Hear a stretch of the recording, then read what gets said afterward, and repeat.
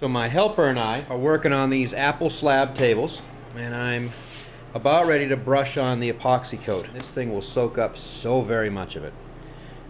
And I'll just keep touching up the dry spots on both this table and that slab over there until we run out of it.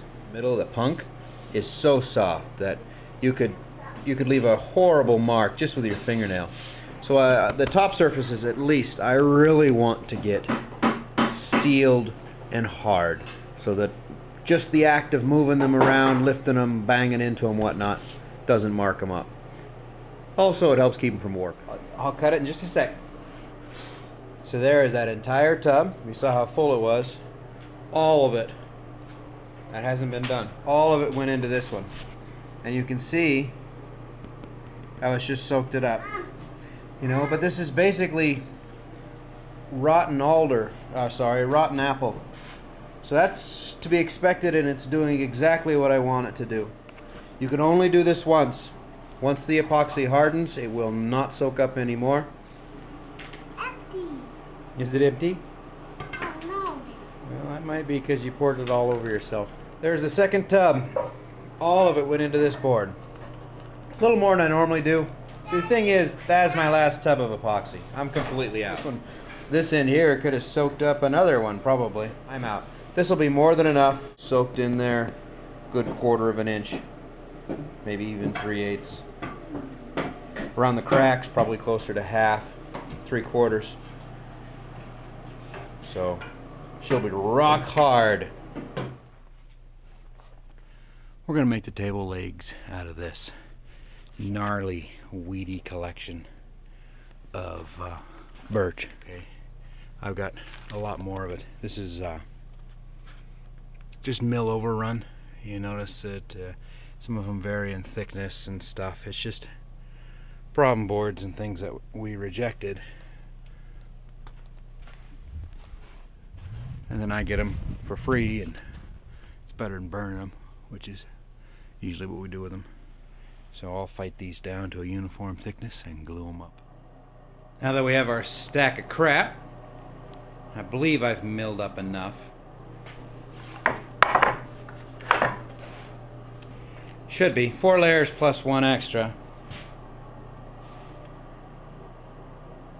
Anyways, it's time to run them through this over and over and over and over and over again. But I'm gonna go get my kid because he loves this part. Now, after much cutting and gallons of sawdust and shavings later, we have our stack of boards. It's one of the downsides of working with rough, free lumber, but it's better than throwing it away. What we're shooting for with our panels is about 20 inches square, and then the legs will be cut out of it in an arch. I'll have 1 layer running this direction,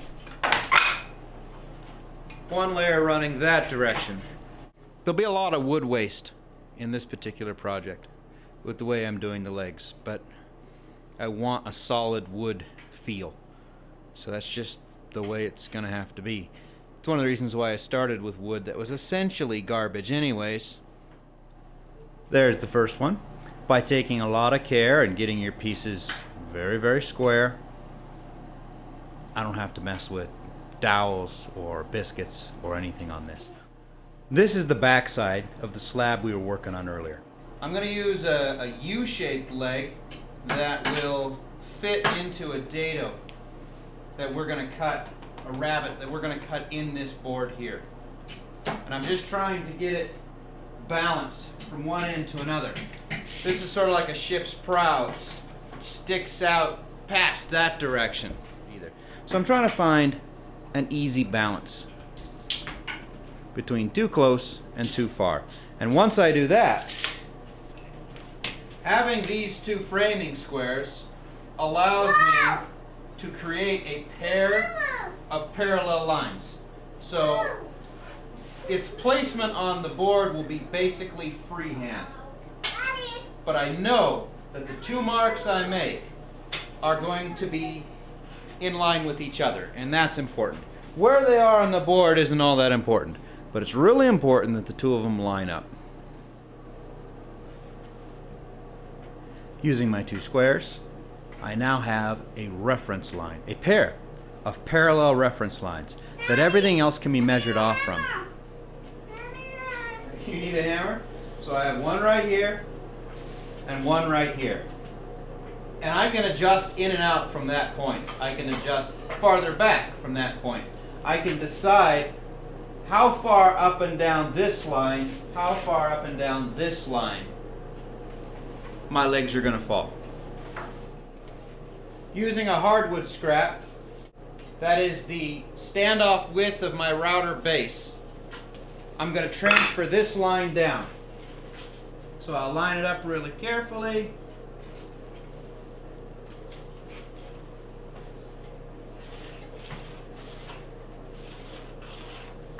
And transfer it down. So now I know that when I go to create this dado, that I actually want to put my fence board right here. So that will match this distance right here. Not obviously with this bit, but with the 1/2-inch cutter that I plan on using.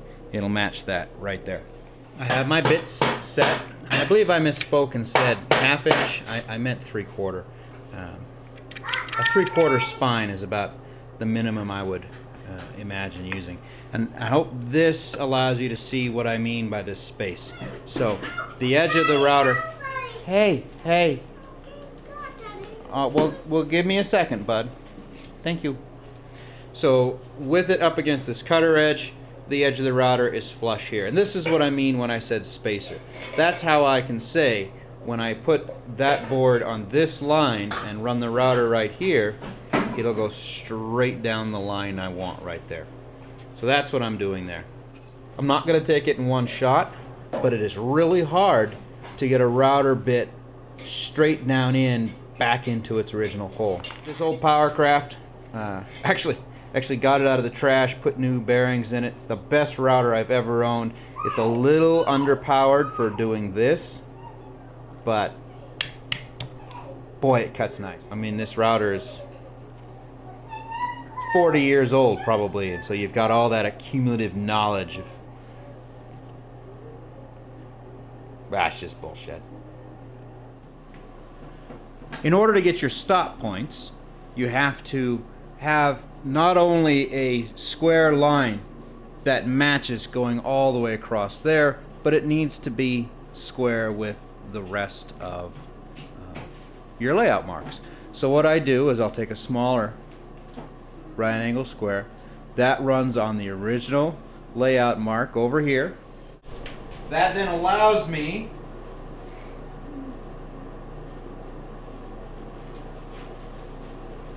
to make my depth stop point, meaning I won't come any farther than right here with the router. And because these two are even up here, and that this one and this one are square together, so that this one and this one are square, I can now come to the other end and do the same thing. First, I'll check to make sure that everything is square, and it is.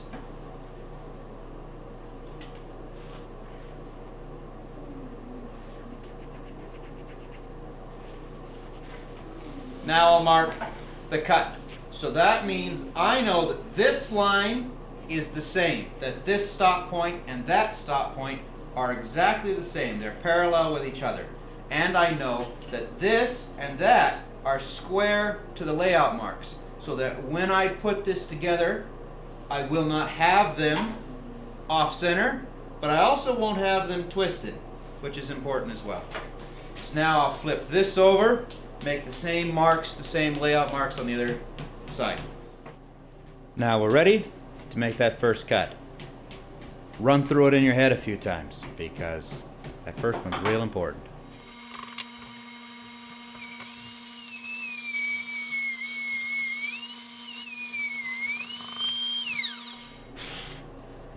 Let the router come to a stop in the cut. It's one less plunge that you got to make, one less chance for some serious problems, a chattery bit or something like that.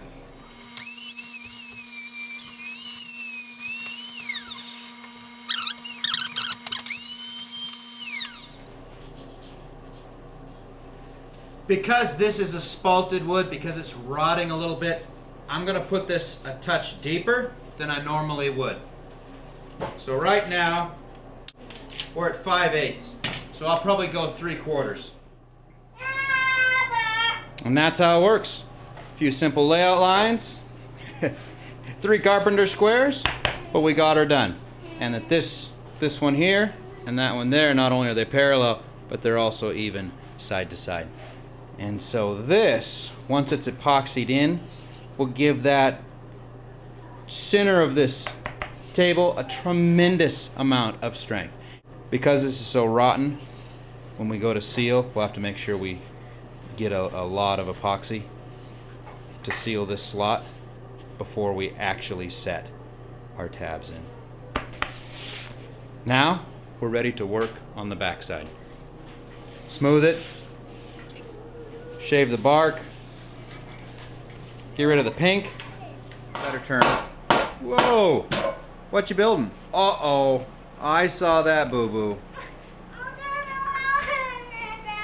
I saw that. I saw that.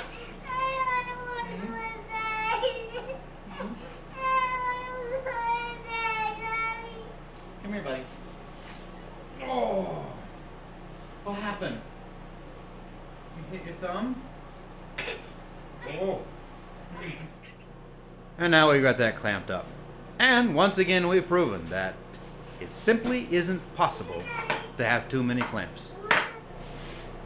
While we're at a standstill, I'm going to go ahead and rough out the stringer that will run between my 2 legs and hold them firm.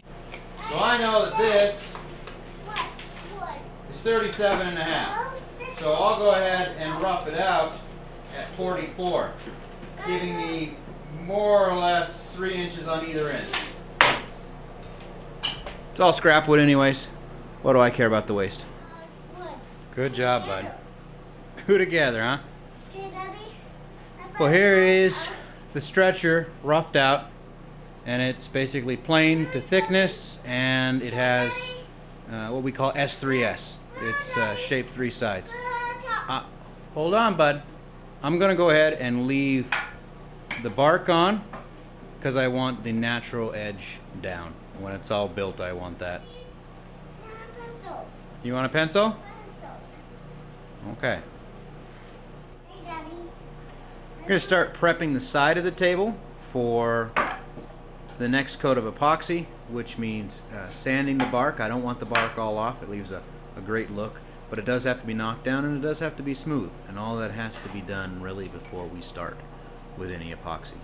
So I got the dust collection set up there so the kid doesn't have to breathe it, and it'll pull it away from me.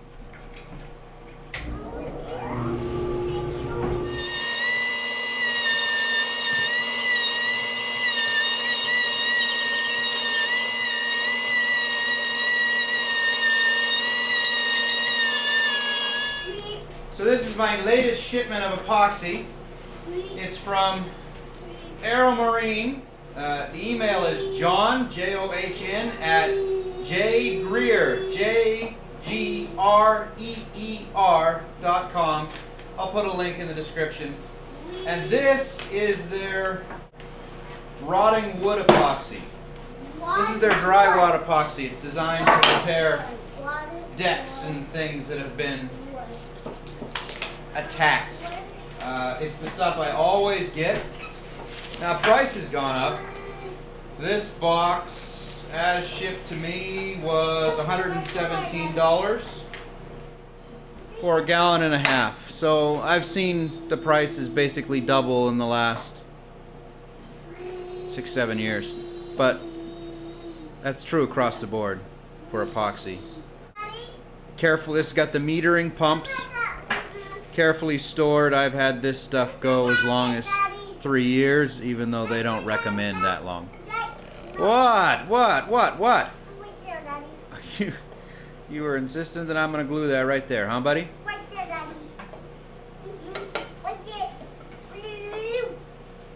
Okay. Oh, okay. I'll do that. So, there's a gallon and a half in there, and that will do maybe 4 tables. depending on how rotten the wood is when I start.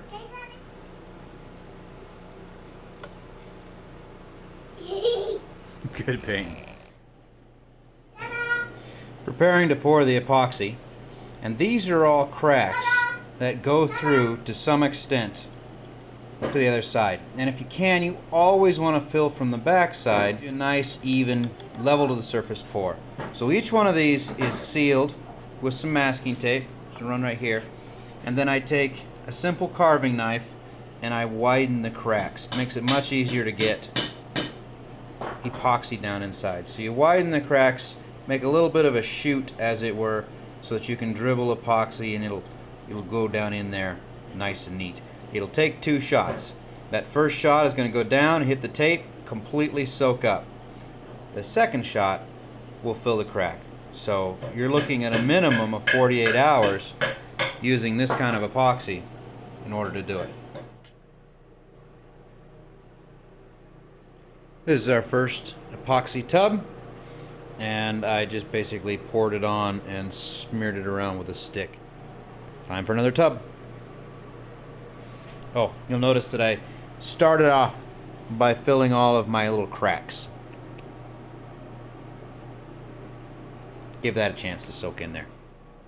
Here it is after soaking up a tremendous amount of epoxy. And yet if you look closely, you can see that it's just pulled it right inside itself. Which is good. Just what I want it to do. I got a space heater warming up underneath the table saw. We do what we can. It's looking good. Here are 2 leg blanks, all nicely trimmed up to the same dimensions. Hopefully this will show up okay, and I'll walk you through my layout lines. So there's my center line, and I carried it all the way to the end. That will allow me, when it comes time to shape the legs, it'll give me something stable and consistent to measure off from the middle. This will be the end of my tab. This will be the part I rabbet all the way across here to create my tab that'll fit into the slot I've cut over there. This is the mark for my overhang. Because I want it to overhang the end of the slot that's cut just a little so you can't see it. So, hold on, buddy. From these marks here, my wood will need to taper up and in together. And that'll soften the lines up here at the top, and yet still give me as wide a possible base at that end. And then this will be sort of train tunnel style up here. Here are at the next step of layout. I've taken this mark right here and I run it down to that corner. This is a very precise size. It's the size of an old record. And so I centered the hole right here, traced around it. This comes back up again. So all this will be removed and it'll have, oops, first blood. All this will be removed and have sort of an Eiffel Tower kind of shape going on there. Somewhere here in the center will be the mortise for the spreader. The truss in a building term. So that's still got to be located, and do yourself a favor. Locate and drill that before you do any of this. Here's our center stretcher cut to length.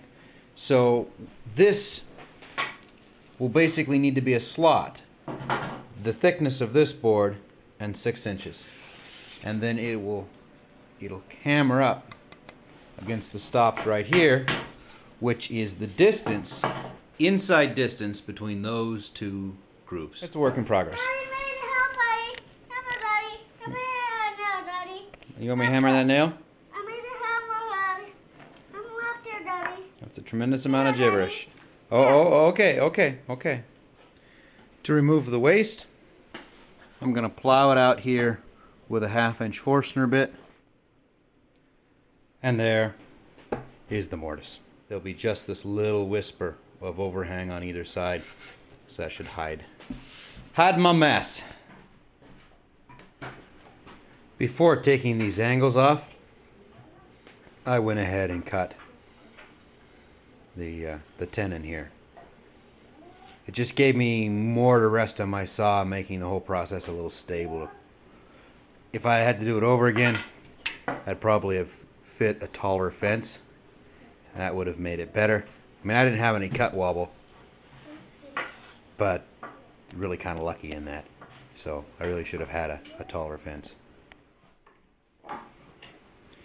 Here we are getting set to cut off these cheek plates.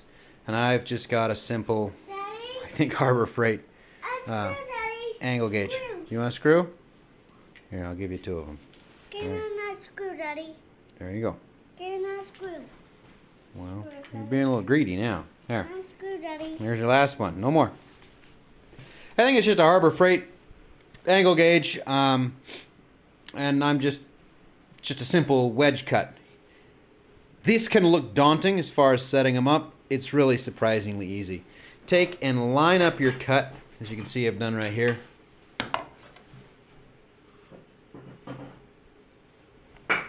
Along one of your saw tracks. They're parallel with the blade.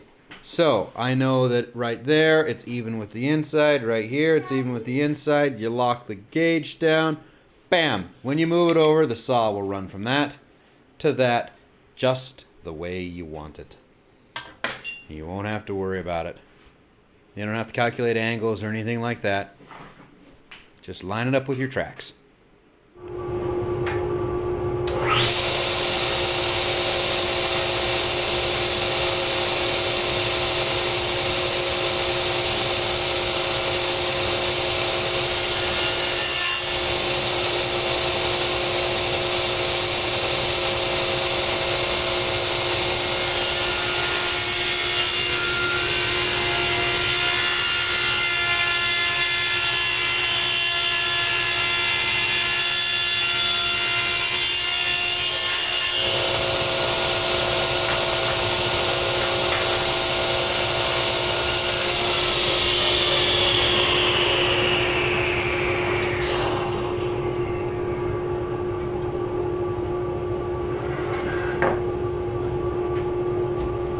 Confession time. I missed it by a 16th right there.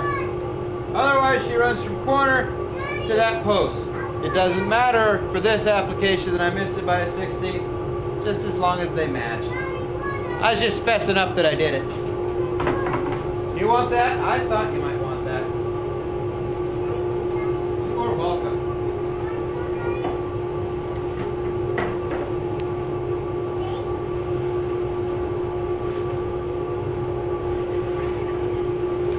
Please know that you'll have to take 2 separate cuts. You'll have to do this side once, then do the same on the other board, then reset your angle gauge, because obviously now it's different.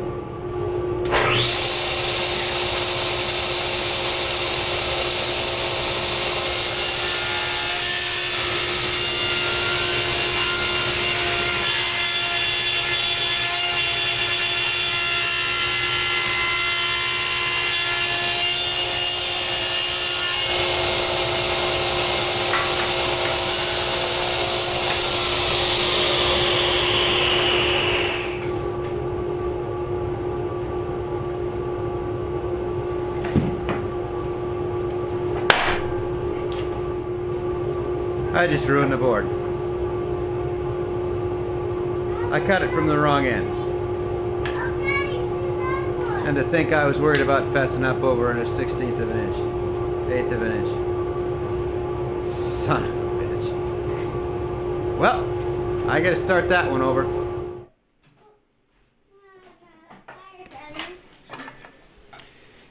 See what I did? Started from the wrong end. Oh, I hate when I do stuff like this. Because those are one of a kind. Yeah, I can remake them. I'm working through my brain whether or not I can just use it anyways. An old craftsman once told me that if you're going to screw up, there's only 2 choices. Make it so they can't see it, or make it so they can't miss it. And then call it a feature. So I'm wondering if trying to get an idea what this would look like as a feature. So it would give me one wide stance leg, one narrow stance leg. Then what would I do? But it's just a hall table. It just would go in a corner. Okay, I've decided. I can't make it worse, and I really can't fix this. That's not true. The other option, short of starting over, would be to glue this along here. The glue line would be pretty small. Oh, I hate it when I do this. It's always late at night. Frickin' ADD. Going too fast. If I glue this back on here, would it be noticeable? So the way this is going to be finished, I'm going to run this through that big vertical plate sander, horizontal plate sander. So it's going to have these deep score marks that run the full length. This, and I'm not going to sand them off. I want the texture. I want it satiny. This is going to be stained dark. A dark, dark sort of red mahogany is what I'm aiming for. Almost a dark maroon if I can get it. So that line really won't show up in a dark maroon. I mean, obviously YouTube will know about it. If any of you run across this in a store, you'll have to keep your mouth shut. It won't be weaker. It won't show up. I could just glue it back on. I mean, it's a saw curved narrow. You can see where these lines don't line up, but I can work with that. The other option is to just roll with it. Cut it off on the other side and use a slightly smaller record. It's now a design feature. It now has a wide taper at one end and a narrow taper at the other, kind of like a ship's prow, which is really the idea on that thing. So this one, which would be the narrow at this end, would go to the back, the wide end over there, because there's enough room for this. Put a table up. I'm trying, if I can stop breaking it. What do you think I should do, buddy? Should I go and make two wide legs, or a wide leg and a narrow leg? You want me to just roll with it, huh? Alright. Well, from the mouth of babes. That simplified it. I didn't have to make any choices. And I can blame him for screwing it off. Stupid thing. Daddy, can't reach it, Daddy. You can't reach it? I'll get it for you. This is the non-screwed up leg, so we're just double checking to make sure it doesn't also become screwed up. In order to use the angle gauge to do this without flipping the fence over, very simple. The tab used to be bolted on right there. You unscrew it, you attach the tab over here. As far as the angle, it's double the first one. There you go. Where's Fix it, Daddy. Fix it? I'm trying. Here we are with the two offending legs. The proper one and the one that they both be that way out. The one that I screwed up. I'm warming to the idea. Whether I'm warming to the idea because I'm so disappointed in myself and I don't want to do it over, or if I'm warming to the idea because I actually like it, or if it's because it's your idea. Oh, Daddy. What happened? I got eyelash hit. Oh, you got an eyelash hit, huh? Eyelash hit. That is your fan. What's that, Daddy? Well, that's your idea. That's your idea to fix it. When I go to sell it, I'm never going to tell anybody it's because I messed it up. But, fessing up to all of you, that was a boneheaded move. Instead of using the big 78, I used a little one. P1 of brass. This is still 2 inches, just like that is.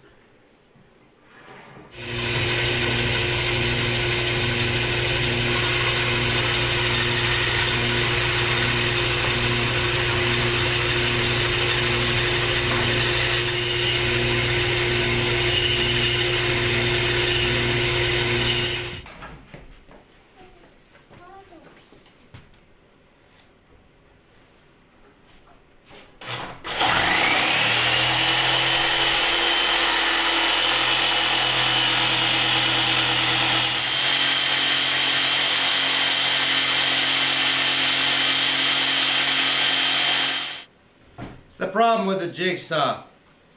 You know, where I did it with the bandsaw, it's a little rougher, and of course my lack of skill with the bandsaw. As soon as we get to the jigsaw, that frickin' blade dives off to one side. This is my homemade spindle sander attachment for the drill press. It's functional. It's actually done quite a bit of work, to be honest with you. Made out of, well, an old gear reduction drive motor of some sort, and I made a clamp that screwed onto one of my up-down handles. I just never take that off. Works good, actually. Why am I making bad noises about it? It's been on there for years and it's done a crap ton of work, ugly and inefficient as it might be.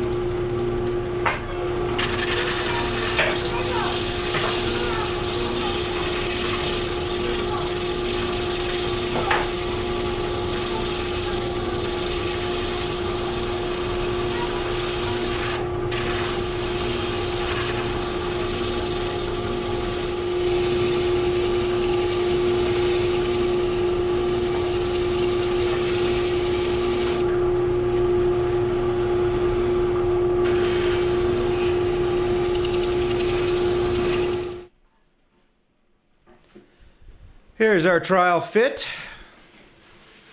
It isn't bad. It's not bad at all. A couple of things jump right out at me as being really good signs. All four legs flat on the table of the saw. That's a bonus. That's a bonus right off the top. So it means that everything's pretty darn square. You can get the chance to see the back side of the cracks we were filling earlier. You can see how it's shown up in here, which means that when this tape is removed, that'll be flush and level. Here's where it bubbled out a little bit. So it's not so bad at all. I mean, it's really wobbly right now because I don't have the stretcher in, and it's not torsioned and attached. But hey, that's not so bad. Well, it's gonna stay long enough for us to look at it. Hmm? So what's gonna stay? Sort of. What? Some pretty good paint you did on that. You're going to want to sleep with that tonight, aren't you? What, Daddy? It's okay.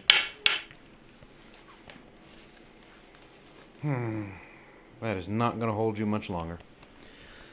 Alright, so here's the table upside down, and I have reversed the legs here.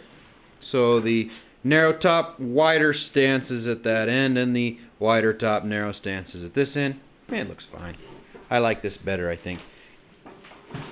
For my taste, they're a little close to these edges, but... So here's the crack that will still need...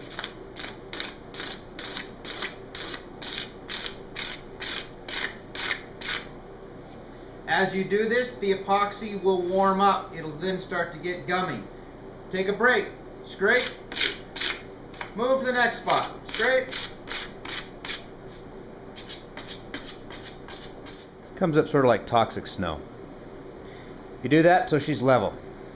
Then you go back in and you fill the cracks and the voids. I still have a crack from here to here, and I have a pit here and a pit here. Other than that, this one's ready to go. So one more pour. Here we are at the end of quite a bit of hard work and scraping. That little bubble and that little bubble will take 48 hours. This is the most time-consuming part of the entire table because you cannot progress until the epoxy is hardened. So, but we are almost ready to go. Well, Grandpa will sell it for us. So here it is with the legs attached and the stretcher through. And while I haven't completely decided how to firmly attach the stretcher, I'm thinking some through wedges of some sort. And I found my stain, and it was dark red mahogany, I believe is what it was called. And so it's got a coat on there. Like everything else, we're struggling with the drawing. I love the texture, and I didn't knock any of the abrasive down. And so it means I've got this wonderful cross-hatch pattern. And I was quite careful to keep everything lined up in nice perpendicular rows when I was sanding. Don't overlook the power of some texture in your wood. We try so often to get just glass smooth, but hey, wood's organic, it's real. It should feel real sometimes. So that's what I've gone and done there. I'm quite happy with the results. Now it's just a matter of pegging it. And I believe that's how I'm going to hold these together, is a simple peg. Right here I have a facing edge. So this pulls up tight to that right there. And what I'm going to do is drill and put a peg on this corner over here and the corner over there. So the peg will be right down in here. And the hole will be somewhat elliptical. Obviously the hole will be round, it's just some of it will be hidden inside the leg. And I'll take a dowel, probably a 1/2 inch dowel, probably oak here. I'll then take a hand planer and I'll flatten one side of that dowel and drive it through the hole. The act of doing that will tighten this up rock solid. Here's my tenon. Here is that vertical mounting face that I talked about. This is the one that we're going to draw it up tight against. This marks the outside edge of my legs. So when I do my hole, I want it to basically go a little inside, mostly outside. I'm not sure how much of this you can see, but here is the line, which is the edge of my leg portion, which sits right here. I am going to place my pin 1 inch up from the bottom and 1/8 of an inch over, and that will be the center point for the drill bit, which means that precisely 2/3 of the drill bit, or in this case Forstner bit, 2/3 of the bit will be on the outside, thus forming the peg, and the flat spot will be the 1/3 that'll have to be shaved off.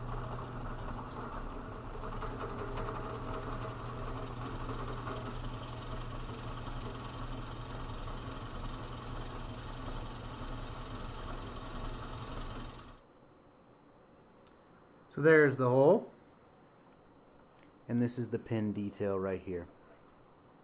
And the pins are cut with a very slight taper. I did it on a belt sander, and I simply put a little more weight on this end, giving it a not particularly noticeable taper there. And then I plowed out this edge some, so that once it crosses through,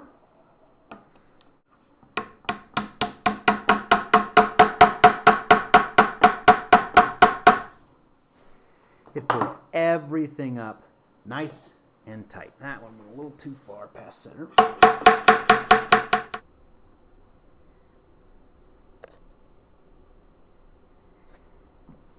Here it is, the detail shot.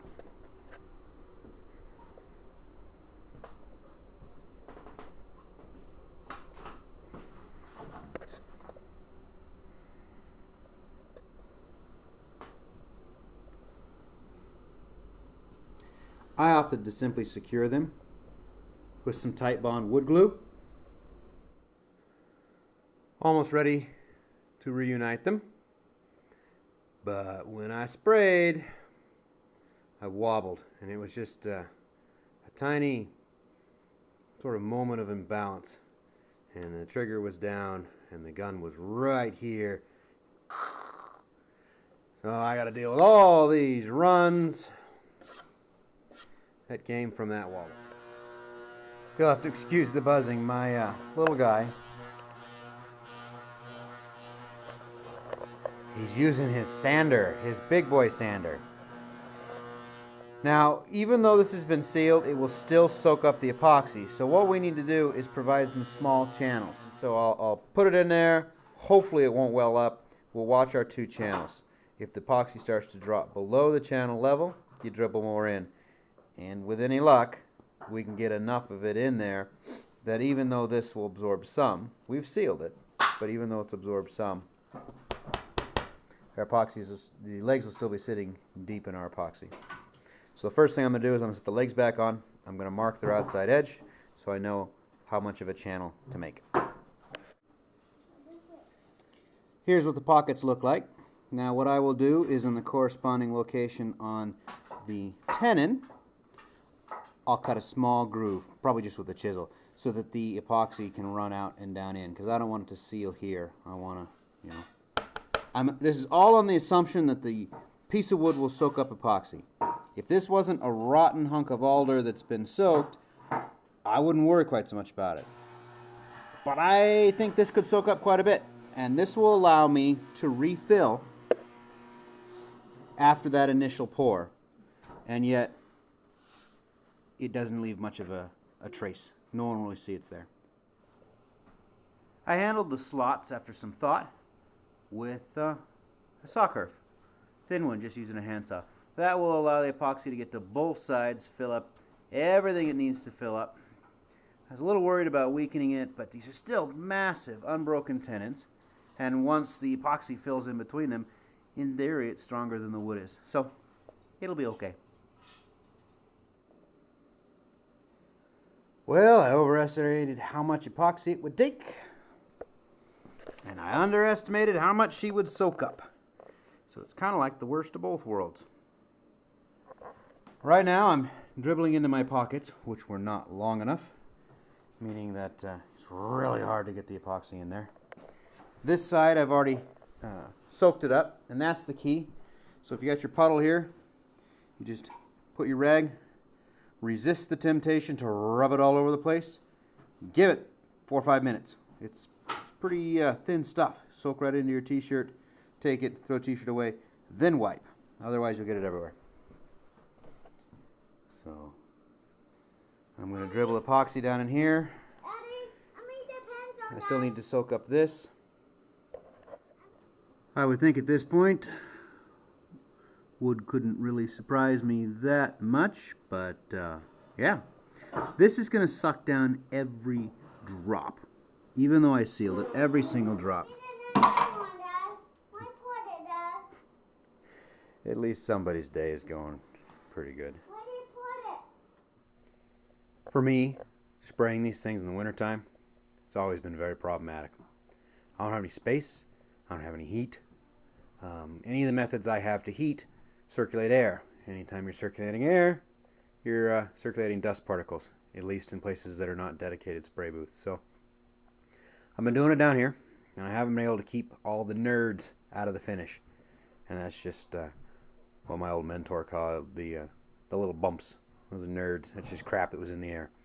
So I've gone through, I've actually swept all of the ceiling, banged on all the pipes, on all the boards. There's kind of a haze in the air right now. I've just finished sanding this again. There's nothing wrong with 4 or 5 coats. I'd put 4 or 5 coats anyways, but I can't call the top done until I get 2 consecutive smooth coats, and I haven't been able to do it yet. So I've just banged off everything. I'll run the air compressor up to pressure now and kill it. Then about an hour, I'll come sweep the top off. 20 minutes after that, I'll come and final sweep with some mineral spirits. I'll wipe the top down, and then we'll try spraying.